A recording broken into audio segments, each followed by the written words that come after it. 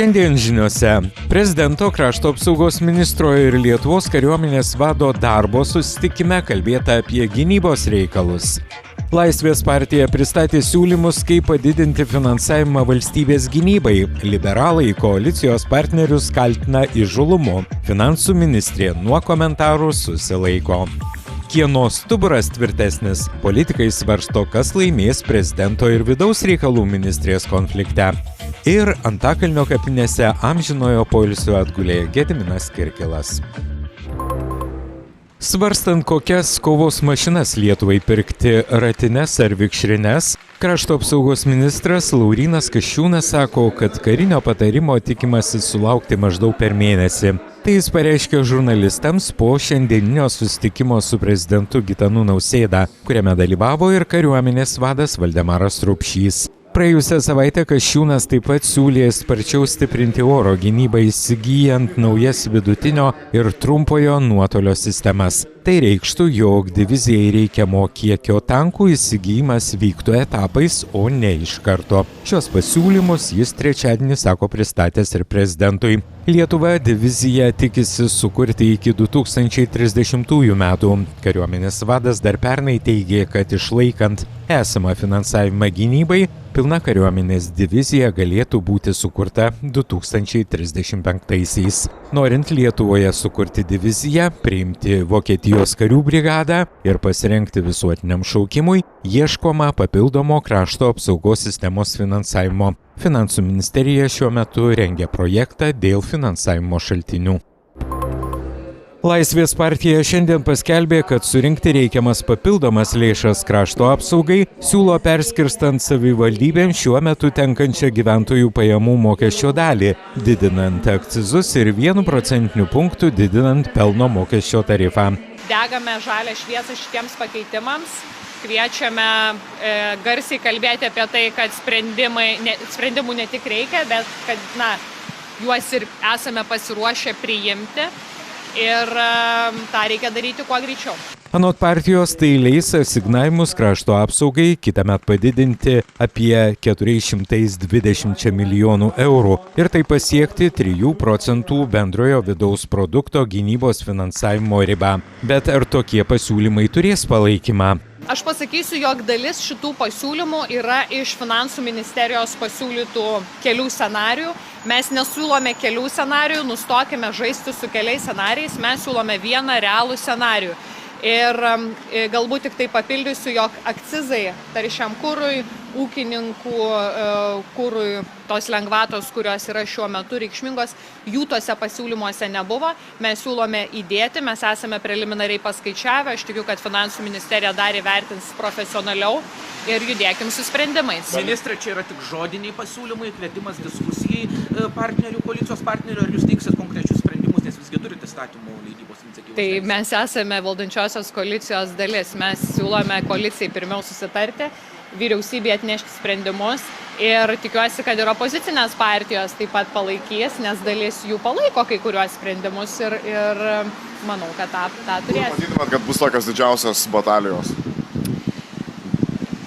Man atrodo, kad ir taip neliečiam daugybės dalykų, ar ne? Neliečiam pridėtinės vertės mokesčio ir kitų dalykų, to mes ir nepritarėm ir siūlome nejudinti, nekelti įtampų visuomeniai, socialinių grupių jautriausių, neerzinti, nekurti neapibrėžtumo ir netikrumo jausmo.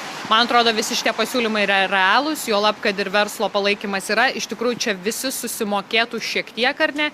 Ir verslas, ir gyventojai per gyventojų pajamų mokestį, nors jis ir nekyla, bet vis tiek jau jie jį moka, ar ne? Ir taip pat, taršus mokesčiai, CO2 mažinimas, tai irgi yra svarbus tikslas ir įsipareigojimas. Apie tokią iniciatyvą valdantieji laisviečiai paskelbė finansų ministerijai rengiant projektą dėl šaltinių papildomam krašto apsaugos finansavimui. Krašto apsaugos ministras konservatorius Laurynas Kasčiūnas pareiškė remiantis koalicijos partnerių siūlomus mokestinius pakeitimus didinti gynybos finansavimui, nors pripažįsta, kad dėl iniciatyvos detalių dar galima diskutuoti. Nustebsite, bet aš už, žurnalistams šiandien sakė ministras. Politikų mėginimą aplenkti teisėsaugos institucijas dar vykstant tyrimui visada vertinu skeptiškai. Šiandien žurnalistams pareiškė parlamento pirmininkė. Anot jos, vidaus reikalų ministrės ir prezidento ginčas dėl šalies vadovo paviešintos informacijos apie Rusijos opozicionieriaus Leonido Volkovo užpuolikų sulaikymą Lenkijoje yra aiškinamasis, kieno tvirtesnis stuburas. Šiandien žurnalistams pareiškė Viktorija Čmilytė Nilsen. Pastebėjusi, kad greičiausiai vakarykštį savo žingsnį Agnė Bilotaitė įvertino gerai. Prisiminkime, kaip įvykiai klostėsi vakar, kai vidaus reikalų ministrė pranešė, jog dėl Gitano Nausėdos veiksmų kreipėsi į generalinę prokuratūrą. Tas kreipimasis yra orientuotas į tai, kad tikrai būtina pirmiausia įsiaiškinti visas aplinkybės. Ir antras dalykas, kas yra labai svarbu, kad ateityje tokie dalykai nesikartotų, kai siekiant kažkokio tai matyti dėmesio yra išeinama komunikuoti apie rezonansinės bylas. Turiu atkreipti dėmesį, kad aš pati tikrai gaunu daug informacijos ir tikrai ne apie vieną rezonansinę bylą arba ikiteisminį tyrimą, bet tai nereiškia, kad aš kaip ministrė turiu išeiti ir komunikuoti. Tai yra teisėsaugos institucijų darbas, yra labai griežtai apibrėžta, kas už ką yra atsakingas ir politikai tikrai neturėtų taip neatsakingai elgtis. Ir tikrai jų tokie veiksmai tikrai gali turėti labai rimtas pasekmes. Tiesa, prezidentas komentuoti ministrės žingsnio vakar nenorėjote pasakęs. Ar ir Donaldą Tuską irgi įrašė į tų, kuriuos ketina patraukti.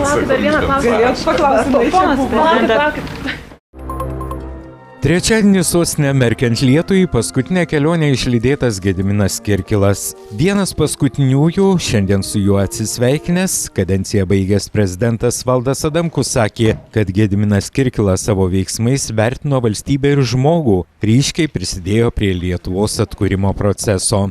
Man atrodo, kaip iškilus Lietuvos politikas, kadangi savo veiksmais vertino pirmiausiai valstybę, žmogų, o ne kokią nors privačią organizaciją, į kurią pats priklausė.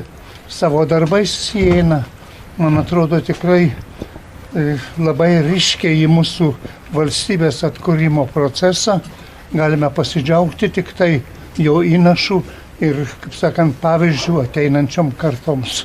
Šiemet 73-ąjį gimtadienį turėjo švęsti žinomas politikas, amžinojo poilsio atgulė Antakalnio kapinių, vadinamojo Menininkų kalnelio apačioje. Jį išlydėjo kunigas Ričardas Doveika. Atsisveikinimo žodį prie kapo tarė ir buvę jo bendražygiai ministrai Vytenis Andriukaitis bei Antanas Vinkus. Gediminas buvo visos Lietuvos nuosavybė, taip apie jį po laidotuvių kalbėjo Velionio sutuoktinė Liudmila. Ir aš tai šiandien ypač aštriai pajaučiau. Nors visada aš jam tik tai norėjau padėti, kad jis tikrai daugiau laiko savo skirtų visiems šitiem reikalam, ką jisai padarė. Ir visada palaikiau visą gyvenimą. Ir tai, ką jisai padarė, aš didžiuojuosi to. Tiesiog didžiuojuosi. Kaip apie šviesų žmogų, kuris diplomatas, kuris mokėjo suderinti tikrai, kaip šiandien buvo pasakyta, įvairias netgi priešiškas pusės ir kuris nešė šviesą. Ir be to jis buvo žmogus, kuris ir turėjo pomėgių ir darė tos pomėgius, mylėjo jos, tos pomėgius ir tenisą, sportą, ir žvejybą. Ir jam buvo visa tai, visi tie bruožai, tokie žmogiški, kokių mes visi turime. Mylėjo, džiaugiasi gyvenimu ir taip staiga išėjo ir tai labai labai skaudu, galite tai suprasti. Ar regionai tikrai svarbus Lietuvai? Ar juose gyvenantys žmonės turi teisę gauti visavertės švietimo paslaugas? Deja, vyriausybės nutarimas dėl mokyklų tinklo kūrimo ir patvirtintas biudžetas rodo, kad vykdoma antiregioninė politika, jai kategoriškai nepritarė dauguma opozicijos atstovų. Seimo demokratų frakcijos vardan Lietuvos narė profesorė habilituota daktarė Vilija Targamadzė surengė spaudos konferenciją, kurioje kalbėta apie švietimo tarybų būtinybę regionuose. Tokių dabar veikia vos kelios. Ketvirtadienio opozicinė yra darbotvarkė ir mes teikiam demokratų frakciją vardan Lietuvos 61 straipsnio įstatymo pataisą. Jeigu ten yra parašyta, kad gali būti, tai mes prašom to žodžius nubraukti, kad gali būti, kad būtų privaloma tvarka, būtų švietimo tarybos ir iš tikrųjų jos galėtų atlikti ir konsultacinę funkciją, ir situacijos analizę pateikti, ir objektyviau būtų priėmimi sprendimai ir jie išdiskutuoti. Didžiausia nauda, kurią mes matome, tai yra ta, kad būtent švietimo taryba, ko gero viena iš nedaugelio institucijų, kuri savivaldybėje telkia įvairias bendruomenės, tai ir tėvų, ir mokinių, profesinių sąjungų atstovus, vadovų atstovus, suaugusių neformaliojo švietimo dalyvius, bendrai diskusijai, rūpimai švietimo klausimai savivaldybėje. Švietimo taryba analizuoja situaciją savivaldybėje, ji renka įvairius duomenis, labai įvairiais aspektais, tai tarkime, iki mokyklinio ugdymo aspektų, suaugusių neformaliojo švietimo aspektų ir jų pagrindų bendrų sutarimų yra priimamos rekomendacijos, kurios yra pateikiamos labai įvairioms institucijoms. Šiuo metu pavyko pasiekti tikrai ženklių rezultatų, būtent šiais mokslo metais jau tiek, imkime pavyzdžiais, Kėdainiuose, Ukmergės rajono savivaldybėse įsisteigė naujas švietimo tarybos, jos pradėjo savo veiklą, turėjo pirmuosius posėdžius ir būtent tų savivaldybių administracijos atstovai tikrai pozityviai vertino šią idėją, ir dirbdami toliau su kiekviena individualiai savivaldybė skatiname švietimo tarybą steigti, būtent įtraukti moksleivius, kurie turėtų tiesioginę platformą nešti įvairiausius klausimus, siūlymus, bėdas, pastebėjimus ir juos išsakyti būtent tokiame formate, kuriame būtų visi tiek mokytojai, direktoriai, sakykime, tėvai, patys mokiniai, profsąjungų, neformalaus vaikų švietimo, suaugusių švietimo ir visų kitų sričių atstovai. Kauno miesto savivaldybės taryba balandžio 23 dienos posėdyje pritarė Maironio premijos skyrimo komisijos siūlymui šių metų Maironio premiją paskirti poetei Ievai Rudžianskaitei už poezijos rinkinį 13 mėnuo. Kiekviena kūrybinė organizacija, kiekvienas asmuo, net ir pats kūrėjas gali teikti save kaip pretendentą laimėti Maironio premiją. Ir yra sudaryta komisija, kur yra vienas kultūros sektoriaus nepriklausomas atstovas, tada yra Kauno miesto rašytojų sąjungos 3 nariai ir atitinkamai yra vienas tarybos narys, kultūros skyriaus atstovas ir vicemeras. Ir buvo šiais metais gauta 9 kandidatai, pretenduojantis gauti Maironio premiją. Skiriama dėja tik tai viena ir komisija daug diskutavo, skaitė aišku kūrinius, aptarinėjo juos ir šiais metais kultūros premiją laimėjo jauna kūrėja Ieva Rudžianskaitė. Balsuojant už Maironio premijos laureatus iš komisijos sudėties pasišalino kandidatės tėvas, komisijos narys poetas Viktoras Rudžianskas. Komisijos sudėtyje likusių 2 profesionalių rašytojų nuomonė nesutapo su 4 Kauno savivaldybės atstovų nuomonė. Buvo diskutuojama ir vienas kandidatas gavo 2 komisijos narių palaikymą, kitas kandidatas gavo 4 komisijos narių palaikymą. Pastebėjau, kad labai keista tendencija pasidarė komisijos sudėtis, kurią tvirtina irgi meras, tai 4 žmonės skiriami yra nuo savivaldybės ir 3 žmonės yra skiriami nuo rašytojų sąjungos. Šįmet susidarė tokia ydinga situacija, kad būdami 3 žmonės nuo rašytojų sąjungos, kadangi buvo pasiūlyta Ieva Rudžianskaitė, tai vienas iš komisijos narių, Viktoras Rudžianskas, aišku, nusišalino. Liko 2 rašytojų sąjungos atstovės, poetės Dovilė Zelčiūtė ir Daiva Čepauskaitė. Abi poezijos pavasario laureatės, išties pripažintos ir labai talentingos poetės, profesionalės. Ir komisijoje sprendžiant išsiskyrė nuomonės.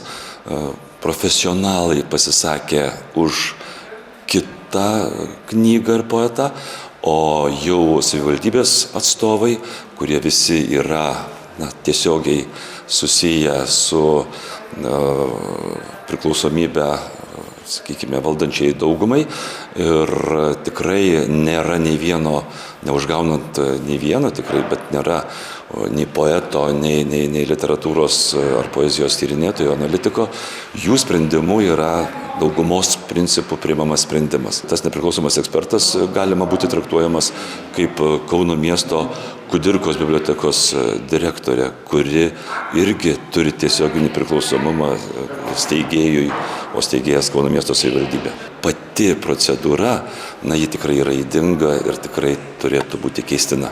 Maironio premija skiriama už geriausią naują poezijos knygą išleistą per praėjusius kalendorinius metus. Poetė, kuriai skiriama premija, tampa Tarptautinio poezijos festivalio Poezijos pavasaris laureate. Premijos dydis 3000 eurų.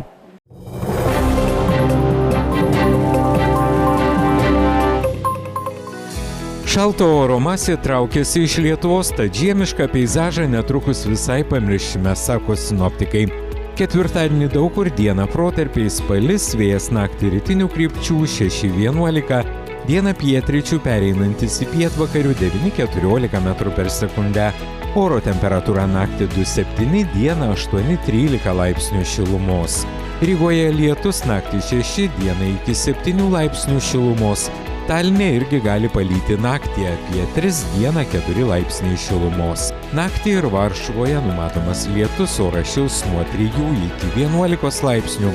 Kyjive naktį rūkas ir apie 7, dieną nedidelis lietus ir iki 19 laipsnių šilumos.